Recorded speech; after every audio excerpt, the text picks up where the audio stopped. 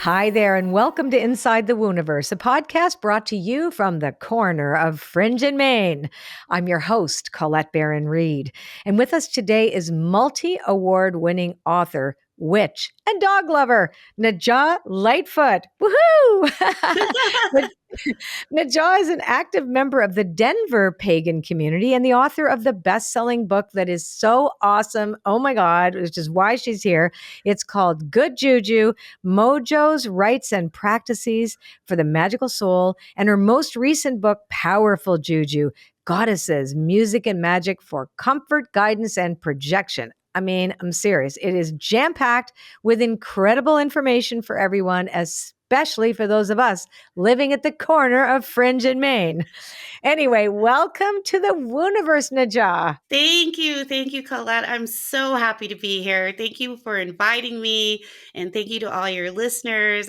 This is just a great, great time. Oh my God. I'm telling you, I've been dying to get you on the show. I've loved your books, like and your videos. I mean, you're hilarious and you're so interesting. So I can hardly wait to introduce you to everybody. I know everybody here is going to love you. So let's start at the beginning. This is the way I do it. All my guests, I want to know little Najah. All right. What was your childhood like? And when did you start sensing invisible energies?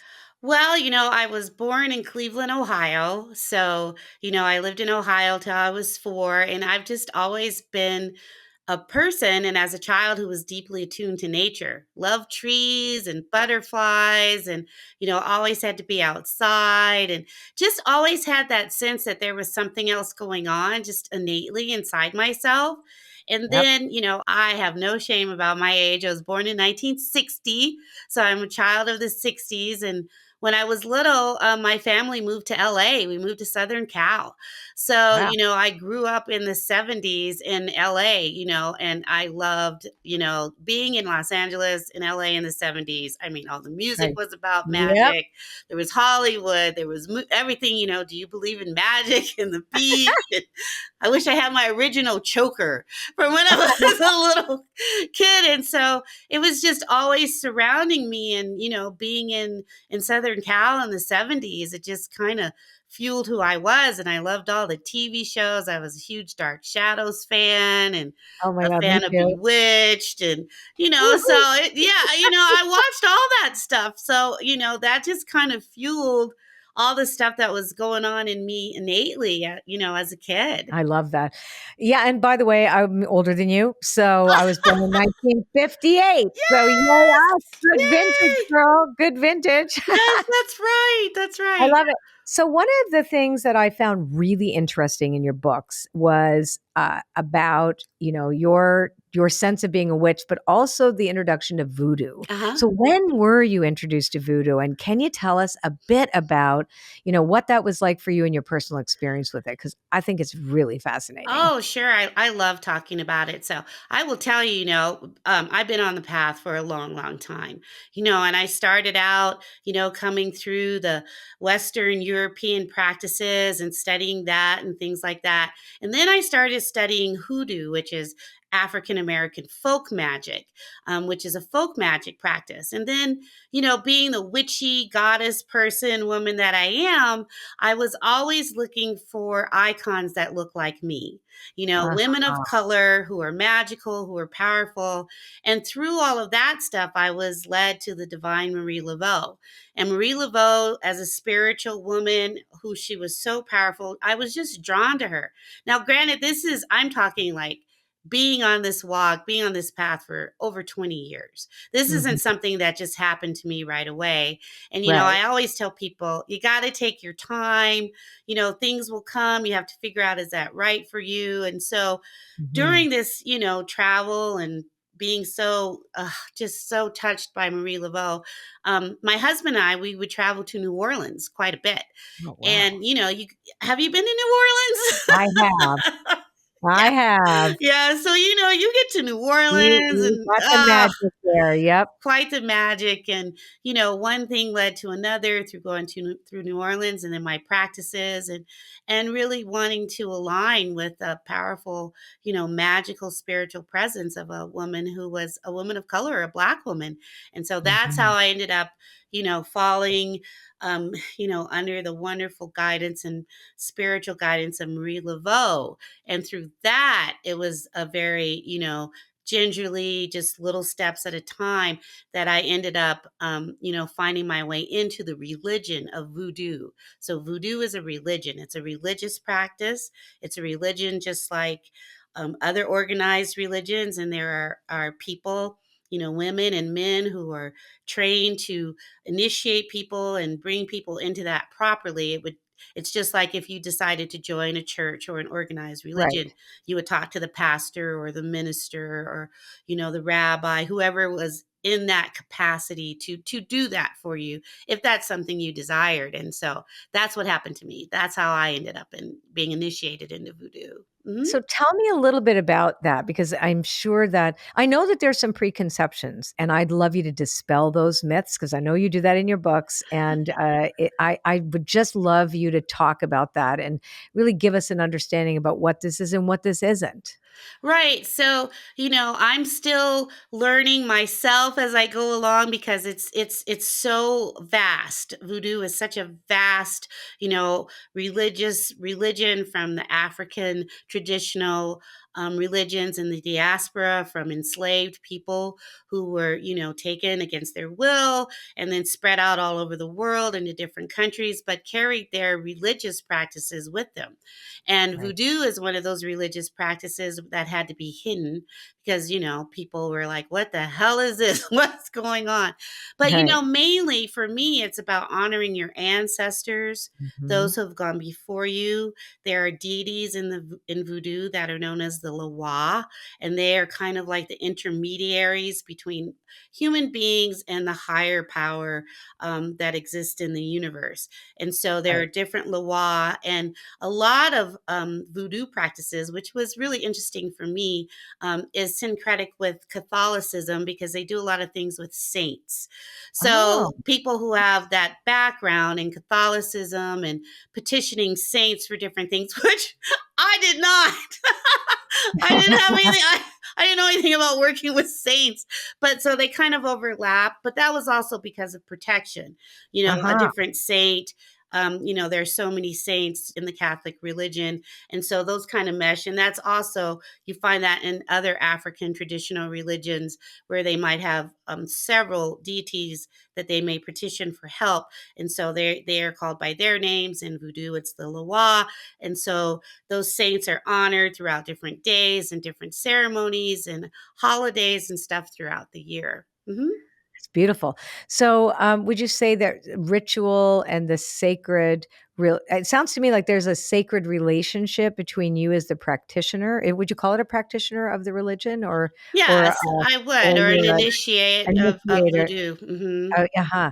That you would develop these relationships, is that correct, with the Yeah, Luwag? yeah, and Mhm. it develop over time, just like people develop relationships with their gods and goddesses or their angels or their messengers or however, their higher power expresses for them, and it's something that takes a lifetime, maybe several lifetimes.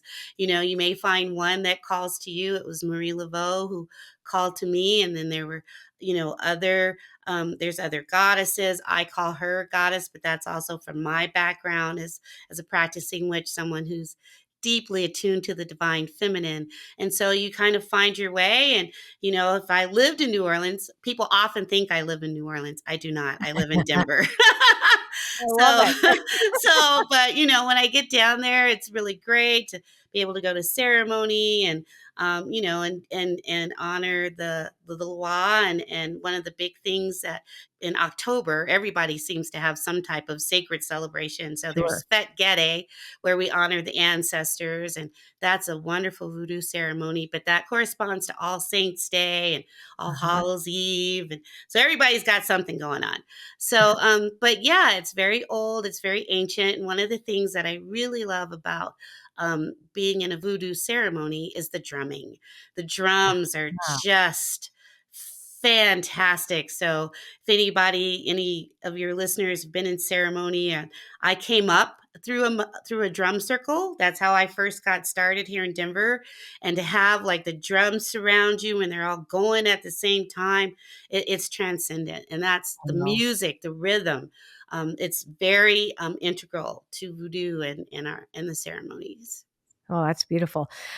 So let's go back to the concept of ancestors and Hmm. spirits, Yeah. because um, from my understanding and from reading your books, there is a really big correlation between this particular religion and either ancestor worship, petitioning the ancestors, working with spirits. Can you tell us a little bit about that? Yeah, well, there are always those who have gone before us. And, it's our way to honor those who go before us, whether they were in your lives personally or like if you had a spiritual connection to them. So I have a process where I pour water to my ancestors who've gone before me. And I do that every day. And it's very Oh, comforting to actually say the names of those who've passed on who are personal to me. Then also, especially now in this day of social media and we grew up with people who are important, if somebody passed away, I might add them to my prayers and just pour a little water for them because just recognizing the importance and the significance that they had in my life.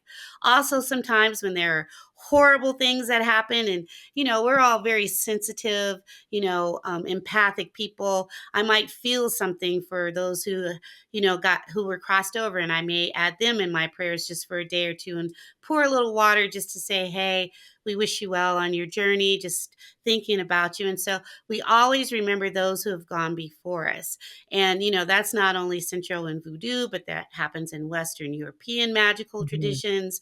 It's just, I think it's central to one's spirituality and one's spiritual practice to realize that there were those who came before them. Why water, and how do you pour the water? Is it poured in a goblet for them, or Yeah, is I it? pour water in a cup and, I say some words like to those who've gone before me and I Mm. pour water to them. But I also, in this practice, I do this. I'm a very disciplined person. And so, I'm very focused about my practices. And so I pour water to my ancestors before I take a drink of water myself in the morning Okay. because it's from water we all come, unto water we all must return. And then I pour water to them, and then I take a sip myself and thank the water, the element of water, for giving me life. And so that's something I Okay. do every day.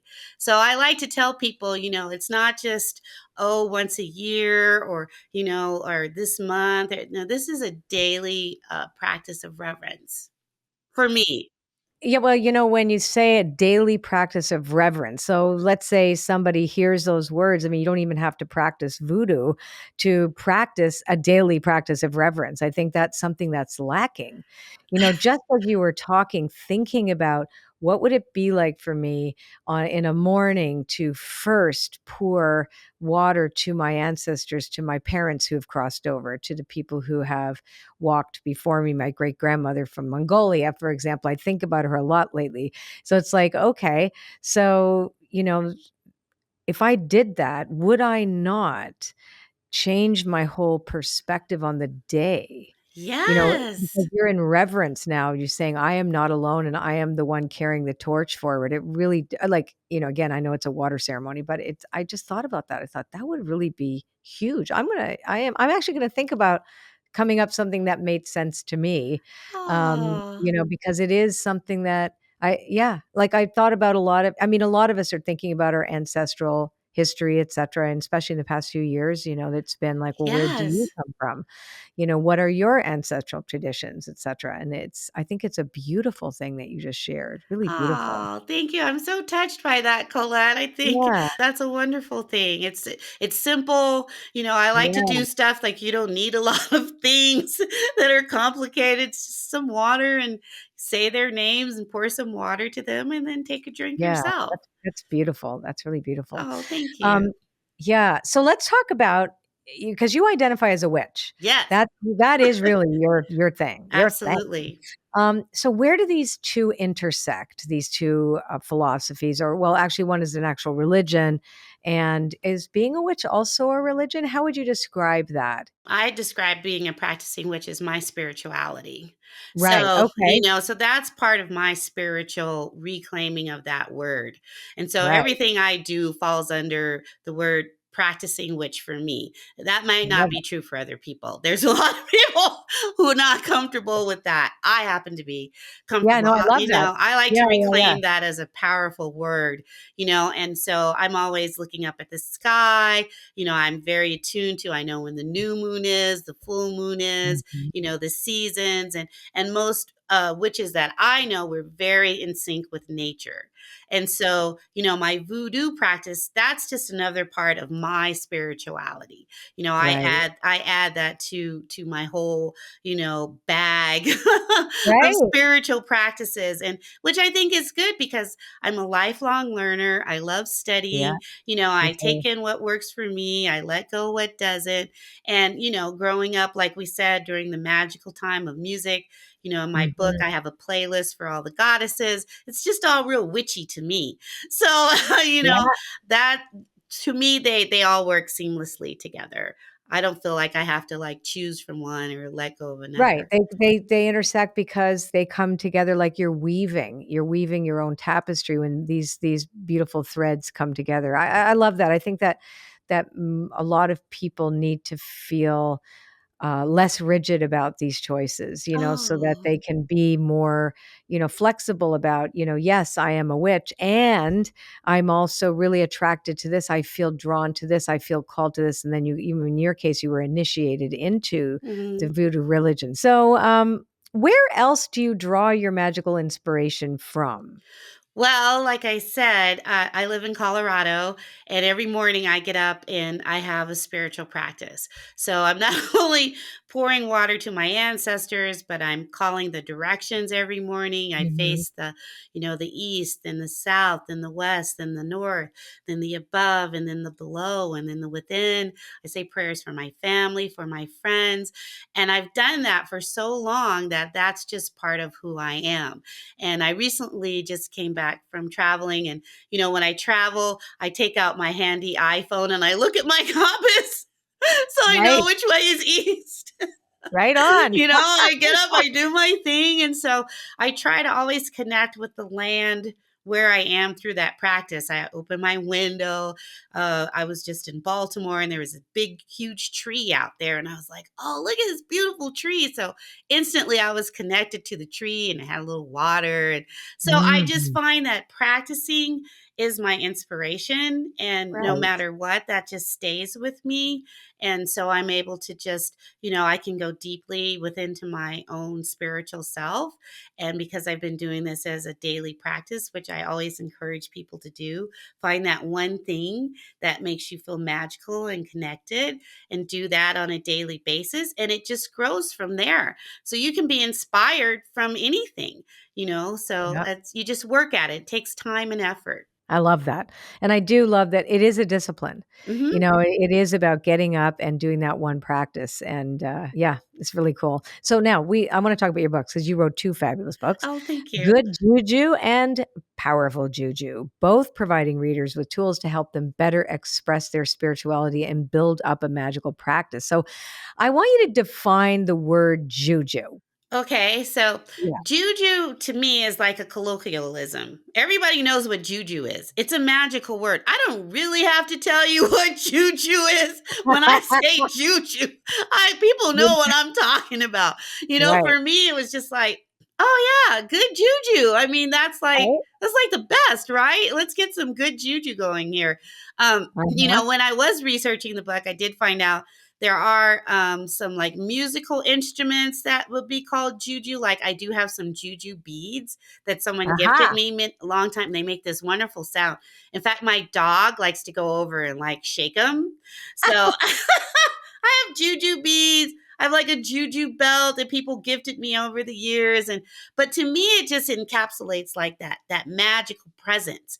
And how do Mhm. I like tap into it and use it and keep the good juju flowing? Because everybody knows, and I won't say it, everybody knows, oh, that's that other juju. And I'm like, well, okay, if there's that, I'll say anti juju, Right. there's got Yeah, to yeah. be good juju. And so I I just thought agree. people would just recognize that, feel that, in them themselves, because it's such a magical word, like mojo. Everybody knows what a mojo is. They think they do. Right. Most people do anyway.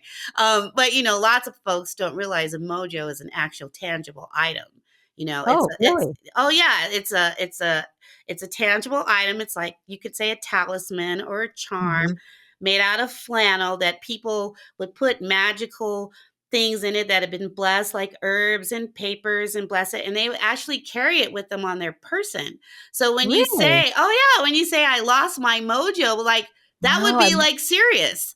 Right. I lost my lucky charm. I I lost lost my my lucky charm. And it just, wow. like, Austin Powers brought it into, popular culture, but it really is a real thing. A mojo is a real item. Wow, that's very interesting. I know people use words without even knowing what they mean, or Yeah. they misuse the words. That's so interesting. Yeah. It's always cool to find out the history of stuff like that. I love words. And I'm a total nerd. So, and I'm a lifelong learner too. So this is why I'm asking you all these questions. Okay. So, this may be again obvious, but the difference between good and powerful, Oh, okay. So, right? I love that. That's a great Yeah. Let's question. Thank dive you, into Colette. this one. So, like in the first book, Good Juju, I tried to like help people who maybe wanted to like step into the magical realm and actually start doing practical, magical things, like working with candles, or doing affirmations, or I call them spells, Mhm. and actually using things to help them feel better, help them move forward, and gently step into the world of magic, and take their Right. time with it, and know that that's okay. So that Good Juju was kind of like, let's just ease it down. Let's just take a moment. It's okay. It's all right. There's, everything, you just move at your own pace. So then Mhm. while I was writing Good Juju, a couple of things, people, which was so great. And I really appreciate everybody who supported me and my books, but people wanted to touch with me more personally. And so I'm always listening to music. I just Yep. love Me music. too. And so I write to music, and music's very inspiring to me. And then I started thinking about how music, and how these iconic women, who were either real women or mythological, how they could help you with certain things in your life, because they had helped me. So I always try to Mhm. write from my own authentic Yeah. experiences. And so Powerful Juju is now like, let's get focused.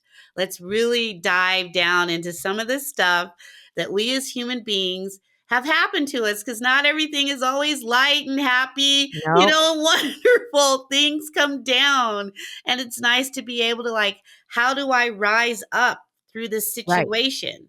And that's what Mhm. Powerful Juju is for. Okay, so what are some of the different ways to actually work with, and really juju is energy, really, when you Hmm. think about it, right? Hmm. It's like it's a specific type of energy. It's magical energy. It's an energy that is generative, or it can change things. I mean, it has different shapes and sizes the way it moves, right? And morphs. So, what are some of the ways today that people could actually work with their, and would you say that people have their own juju, Oh, yeah, right? Yeah. absolutely. You So it's have like to run something, everything through yourself and your yeah. experiences, but, I'm a huge candle person. I was recently asked, like, Right. define your practice in 3 words. I was like, okay, candles and incense And candles. and the timing of the moon. That would be like my 3 things.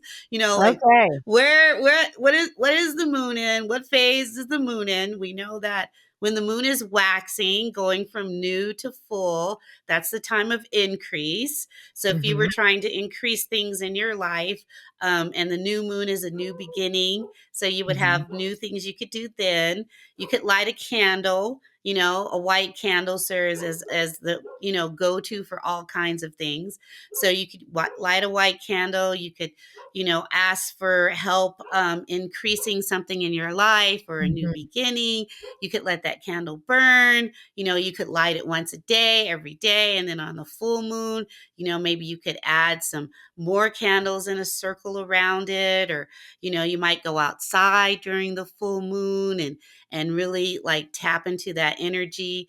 And that would be a way of working your own personal juju, however that mhm. called to you. If you wanted to get all dressed up, you could. If you wanted to take a nice bath during the full moon and light your candle. So that's a really good way. And then during the waning moon, which we're in now, that's the time to let go. So you might decide that now this is the time you want to let go. So you might be getting up during the morning and saying, okay, now I want to let go of some stuff. You might get a different color candle, Mhm. what you're drawn to, and, light that candle every day until the moon disappears out of the sky. Or you might just do it once, not everybody it takes Right. a long time to be lighting candles every day.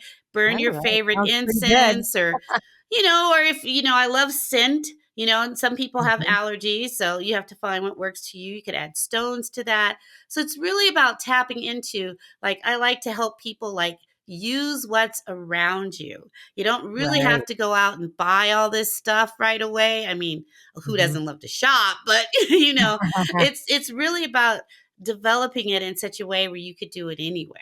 Right, so this is about ritual and symbolism too, That's right? right. So That's this is the right. symbolic gesture of Yes. honoring this. Yes. So, okay, let's talk about the candles because let's go deeper into the candle conversation since Okay. that's your favorite thing. So you mentioned that a white candle typically is something that you can always go to, but tell me the significance of the candle, what you can do with the candle, and why you would do it.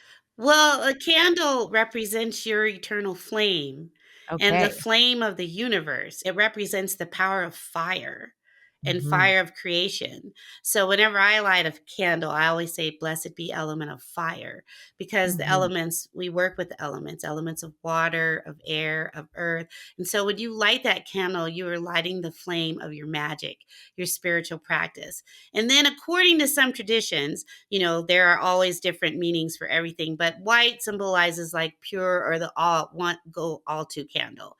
Pretty much Right. everybody can find a white candle. Yeah. Green, I use green for prosperity because it's, that's things growing. We're in springtime Aha. now. Everything's regenerating, it's renewing. Pink could be for, love for yourself. I saw a card you pulled this morning. So you might light a pink candle, Yeah. for love. You might light a red candle for passion, for really deep, passionate love. Yellow for me, I use yellow when I'm doing safe travel prayers or Oh, interesting. safe Okay. travel work. In Good Juju, I actually tell people how to make a safe travel mojo, which is the color of yellow. So I might add a yellow candle to that work when I've made the mojo and, pass that through the flame of a yellow candle. So, black, people might use that for banishing things that they no longer Mhm. want to be around, or sometimes black can also symbolize the power of going into the unknown. So Mhm. there's my book, there's several places people can look to find, how the colors of candles work for them. So Mhm. that's just a tip of it right there. Oh, that's interesting. I saw somebody once take a pen and draw something on the candle. Do you ever do that? Like, Oh you yeah, like absolutely. That's called, inscribing a candle. So you can write words in the wax. You can put your name on there. You can put symbols on there. I'm a huge glitter fan. I know that some people go, me too. oh, no, Me not too, the girl, glitter. even me.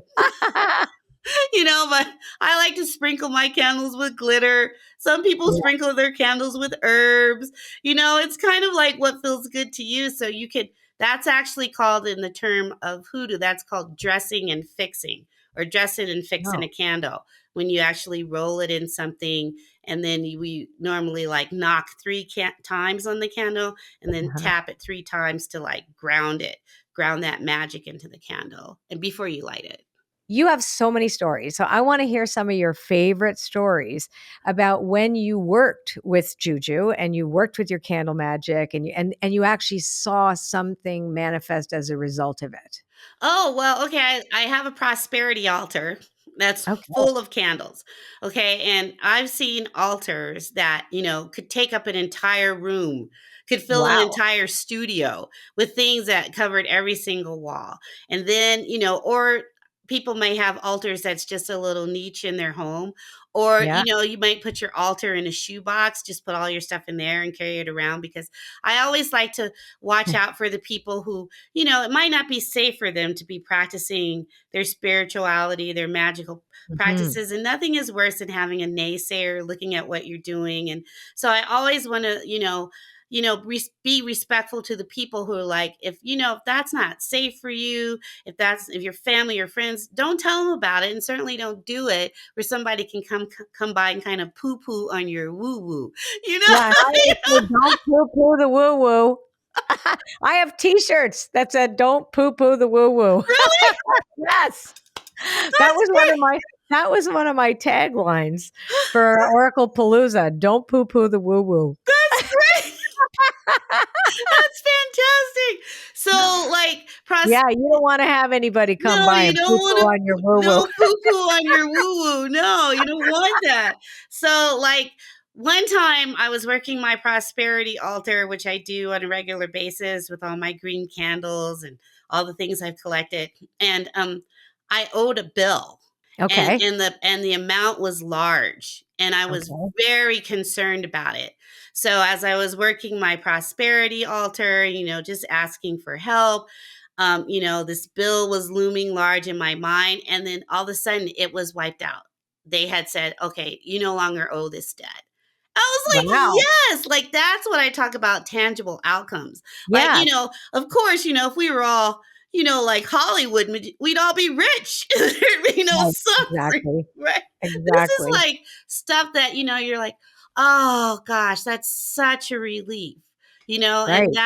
that's real stuff that I can say, oh, that actually worked. Or like in powerful juju, I mean in good juju, I keep mixing up my book That's titles, okay. but you know, when I was traveling in London and I lost my safe travel mojo, and it was Um, very stressful. I lost my backpack. I was in London with oh, my husband. We were trying to get to our Airbnb, and it was I was just really, really done. And I think everybody comes to that point like, is this stuff really real? right. What? I've spent all this time working on my safe travel mojo, and I was really sad, and I didn't know how to get a hold of the cab. And I was like, okay, my safe travel mojo and all this stuff. And, so I had that with me, but in my backpack was everything I need to travel with. And I tell Right. you what, a half hour later, the London cabbie knocked on the door, and he Really? brought my backpack back to me with all Okay. my stuff. And I literally just cried. And I said, thank you so much. And he said, just tell people that's what London cabbies do. And my safe travel mojo returned all my things to me. And I was just, Wow. okay, what else do I need to tell you? So, when you talk about powerful juju, are there any healing practices, for example? And now I know that there's, that these are anecdotal stories that you have, that we're not saying that you can go out and wriggle your nose like bewitched and make Oh, things yeah, happen. right. Yeah. But has there been any other, really outrageous stories that, when you've seen something work, when you know that there's a correlation between, the magical practice and the outcome? It doesn't have to be a healing outcome. It could be something else, but Well, I mean, it was pretty interesting. When I was writing the chapter on Frida Kahlo, who oh, I just adore, I me attributed to too. her, the words of pain and suffering, because we Mhm. know through her life she suffered tremendously. Yeah. And then for her music, I had Keep Looking by Sade, which is like keep looking, keep going, and everything. Yeah. And I was writing that book during the pandemic. Okay. That was really, really Okay. hard. And when I got to the chapter on Frida Kahlo, I had fallen and hurt my knee. I had Mhm. actually tripped over my shoe, and I fell on the floor so hard that they thought I had busted my kneecap. Oh, And wow. oh, that was so, oh my gosh, that was so painful. Thankfully, I didn't bust my kneecap, which is, I'm glad, but I bruised it, which actually is That is painful. very painful. And so that took like a year to heal up. And so while I was writing my book and I'm crying through Frida Kahlo and the pain and the suffering, and I've got the candles burning and I'm trying to write, I was healing.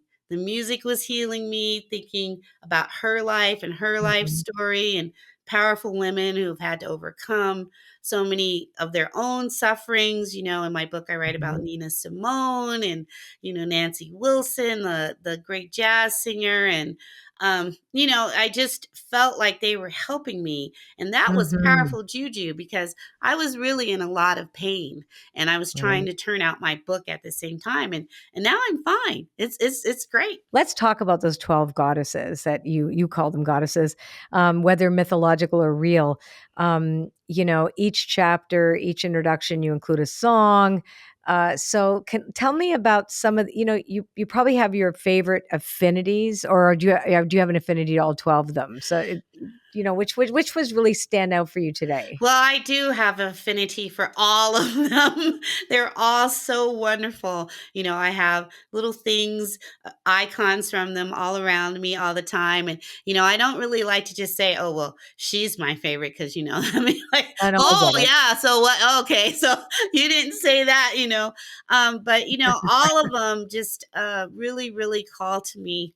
They each have their own, like, special, wonderful purpose. And so I don't really choose. In fact, I say their names, all 12 of them, every day so that Okay. I recognize all of them every day because this morning maybe I needed the courage of Lilith. Maybe later I need Nancy Wilson to soothe me. Maybe later I need some prosperity magic with Goddess Abundantia.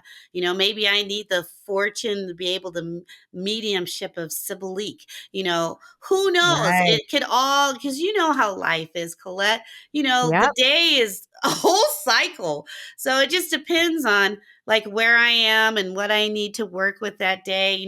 Maybe, there's been some hard stuff come down and I need to go wail in the graveyard. So I'm talking to the divine Uh-huh. Marie Laveau and Maman Brigitte. So, it just depends. And they're all so powerful, and they're great to just find your connection with them. And that's one of the reasons why we had you on the show, because this is such a timely book. This is a book written for our times now. So, do you think this is one of the reasons why people turn to magical practices during times of hardship? Because isn't that really when it really comes together, when people gather, around this subject, even? What do you think? Well, absolutely. I think people also like it feels good to do something with your Yeah. hands, to try to affect positive change in your life. So much is out of your control. But when you're using magical practices for powerful change to affect powerful outcomes in your life to try to help yourself or your Mhm. friends or your family, it feels good. It feels like you're taking some kind of action. Now, I Uh-huh. never go, oh, yeah, I can do this and this is going to be the outcome and that's how it's going to happen. Absolutely not. I remain humble. I always Yep. run everything through my higher power. None Yep. of us do this work alone. And I think that's something people should really like attune themselves to when they practice magic. Like you should be in conversation with your higher power or using divination, which you're so wonderful at, your oracle cards and things like that. Run all that through and take your time with it. But people want to do something, Yeah. and magic is something that, you can do. And everybody has some kind of folk magic, some kind of Yep. aunt or grandma or Yeah. the lady who lived down the block or their uncle Yeah. who was doing something. I don't care who Yeah. you are, and but sometimes we get so disconnected, from like Yeah. there was somebody, didn't Uncle George used to go out in the morning and throw some stuff out there for the chickens or, oh Uh-huh. yeah, or Aunt Jolene, she always carried her lucky quarter. Well, why? Right. Yeah, yeah, yeah. Because it was helpful and it made her feel good and, "Oh, yeah, that's right, we did have that thing, huh?" Yeah. And when you feel good and when you feel like there is some kind of divine connection between the action that you're doing, even like I go back to that morning. I was really struck by that morning practice of, pouring water for your ancestors and getting yourself in a state of reverence, that you become a broadcaster of that frequency. So you automatically engage the laws of frequency and magnetism. Wouldn't you say that's true? I mean, really, you Oh, become yeah. that, right? You're saying, I am powerful, but thy will be done through me. But you're just doing it in a way that you call magic, or your Yeah. specific religious construct is voodoo. But that's at the end of the day, we're just trying to affect decent change for ourselves and our loved ones to live better lives, Well, right? absolutely. And I never take the sunrise for granted. Yeah. I never take the stars for granted. And I also think one thing that's great about magic is that it's like your childlike awe and wonder of the universe. Who doesn't want to play? Who didn't like potions Right. and spells? And when you tap into your childlike wonder, you're Yeah. tapping into something powerful. And that's what's also fun about magic. I write, for the Llewellyn spell a day. I've written for those, and one of my spells was on bubbles. Like, what? Bubbles is so great. So I'm up in the morning doing my magical practice, saying thank you for the sun, the moon, the stars, and, pouring water. And then I'm like, I think I'll blow bubbles. Right. That's like the element of air manifested. I can watch these beautiful bubbles float I love away. And, bubble. I love bubbles, and I can say, oh, I wish I send these bubbles out to all my friends and readers, and I hope they have a magical day. And then I put the bubbles away. I might not do that tomorrow, but that day I did, and it was I know, great. and you can get the ones for little kids, Oh, right? Where you dip it in and you I have that. blow them. Those are my favorites. Yeah. I know my friend Althea, who's this incredible healer in Santa Fe, actually introduced me to the bubbles, right? So I was like, "What are you doing?" She's just like, "I'm blowing blessings. Yeah. I'm bringing joy, and I'm telling you, I did it." And I'm like, "I feel amazing," right? It's like it's so true. Yeah. What a great conversation. Listen, let's pull an oracle card together and Okay. see what spirit, what our higher powers want us to conclude our conversation with. Oh, how exciting. Okay. And see. All right. You tell me when to stop shuffling. Okay. Say when. When? Top, middle, or bottom? Bottom. Okay. Let's see. When you're neither here nor there. This is perfect for us right now. So, this is about being in the in between. So, I'm going to read this and then we're going to talk about it. So, this is about the period of time between what was and what you are moving forward toward. Not quite there yet, being present for every step of the journey. Are you feeling a little lost because your goals and intentions seem so far away? You know you cannot live your old life anymore. So, with one foot still in the past and one reaching for the future, you discover you're in an in between world. This place still has its flavors of your past, but it's also brightly colored by the glittering, sparkling dreams for your future. You're just not there yet. Sorry. This is a wondrous place to explore, for this is where you get to reconsider your past, choosing to see it as sacred and beautiful and not something to discard or run away from. If you can bless with bubbles, I didn't say that, that's not in here, but I just said that. If you can bless all that has brought you here right now, you'll see your time between worlds will not be long at all. Is there anything at all you need to release in this liminal space? Do you need to cut any cords to old thinking? Are any of your old stories or unfinished business niggling at you? Now is the perfect time to consider an inventory to ensure you're not bringing any old baggage forward on this journey with you. Most important, you must see how far you've come. You are an extraordinary being of light, blessed by the universe, here on purpose. Trust your dreams and desires are sacred. They matter, and in the perfect form, they will arise to greet you on the other side of the in between, where you may sometimes feel you're neither here nor there. Bring yourself to this moment and make effective use of it. Bless your life. You have nothing to lose on this adventure. What say you, Najah? Oh, I think that's wonderful. So I just came back from Baltimore. I was traveling. I was at a wonderful conference in Baltimore, the Sacred Space Between the Worlds Conference. That's No literally way. the title What's of that it. one called? Are you serious? Yeah, Oh, that's wild. 100%. Yeah. So Wow. I just got back from that. So I was between the worlds. Okay, we're going to switch gears now and travel into another dimension of the Wooniverse called the Tea Time After Party, a place where we kick up the fun. And joining us now is my executive producer, Connie DeLetti. Are you ready, Najah I'm and ready. Connie?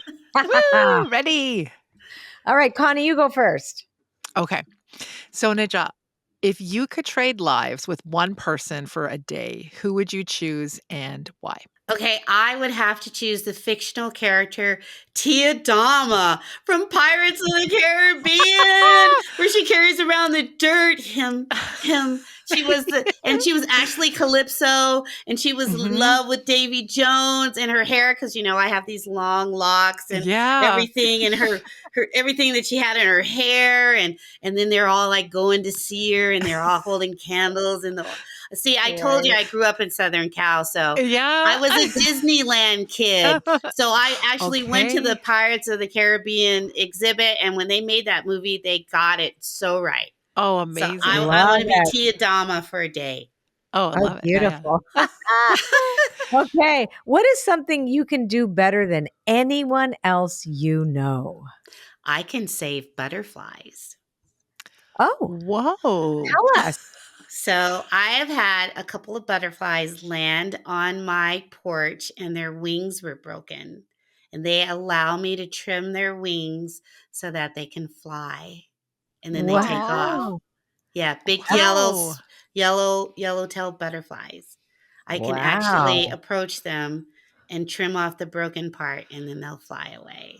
How did you know how to do that, though? How did you are you a butterfly aficionado? I love butterflies and creatures of air. So I'm a Gemini. So the Okay. air is my element. I've been drawn to butterflies since, they're magical to me. And yeah, Mhm. they let me trim their wings and then they can take off. So if you could be any supernatural creature, what type of creature would you like to be? Well, I would probably like to be something that embodies the spirit of my dolls that I love. So she Okay. probably hasn't been seen yet, but she exists Ooh. in the in between Okay. time. Ooh. Oh, okay. More in between. I love it. Yeah. So is she a doll spirit? Yeah. I would be a doll spirit. Wow, okay. Absolutely. Okay. Yeah. Very interesting. You're so interesting. Okay. Mhm. If you could live inside of a TV show or a movie, which one would you pick? Live inside a TV show or a movie. Gosh, I love Now, you so already did many. Pirates of the Caribbean. Yes. Okay, so one of my favorite movies that I want to live in is Midnight in Paris, where Mm. they talk about he's trying to write a book and he's stuck in Mhm. Paris, but then he goes and he meets all the authors that who were exciting and stuff like that. I love that film because they see Shakespeare and Company in that movie, Mhm. which Shakespeare and Company, it was the old bookstore in Paris. It's still there, and they actually Mhm. let artists live there while they write Wow. and Mhm. everything. So I would love to be like, be because in that film they actually have like little tiny clip of Josephine Baker Oh. dancing. It was during the time of Mhm. Ernest Hemingway and Josephine Love Mhm. it. Baker. So I Mhm. would have loved to have been in that film and be in the bar when Josephine Baker walks in and she's dancing. I have a huge thing for Josephine Baker. Love it. I love that too. What is your favorite smell and why? Oh man. Well, I love incense. I love the smell of incense. So I was just thinking about that this morning, like Yeah. how when I'm sitting at my altar, like depending, I might pick a different incense for the day. And Mm. so depending on that smell, it like transports me and immediately I'm Mm. into spiritual space. And today I was burning some copal Oh, I love incense. Ooh. copal. Yeah, that's I Oh, do love the smell of you? copal. Yep. Oh, I like camphor smells, like eucalyptus, copal. That's my favorite kind of and smell. yeah, cedar wood. yeah. Mhm. Oh, I Woodsy love that. Smell. Woodsy. Yeah, spicy. woodsy, Yeah. earthy smells. I Yep. can't get Mhm. I enough of love it. that. Me Yes. too. Yes. Yeah, no, I love it. Okay. Um, Colette. yes. So I'm going to ask this last question. If you could plant a listening device in any room in the world, where would you plant it? I'd plant it in the White House, Okay. in the Oval Office. I Would want to you really? really hear what's going on in there. I just want to. I want firsthand knowledge of what's happening in this room. Oh Yeah, my goodness. I that's where love I'd plant it. Yeah. That'd be so cool. I think we probably all wanna have some kind of listening device in Yeah. these rooms of power. Mhm. Anyway, thank you so much for joining us today. To learn more about Najah and all of her offerings, you can visit her at craftandconjure.com. And as always, you will find a transcript of this episode, quotes, all the links, and so much more on our show notes page. So go to itwpodcast.com or click the link in this episode's description. You've been such a joy. And thank you Thank so you. much for sharing with us today, Najah. And we Thank are going to make you. sure that people know about your books. And you've just been fabulous. Oh, thank you guys so Thank much for you. having me. It's been wonderful, and bless you all. I wish you all wonderful, good, and powerful Juju. So please We'll stay take and be it. well. Thank you. So, what did we learn today? Well, what a great bubbly guest. I loved having her on the show.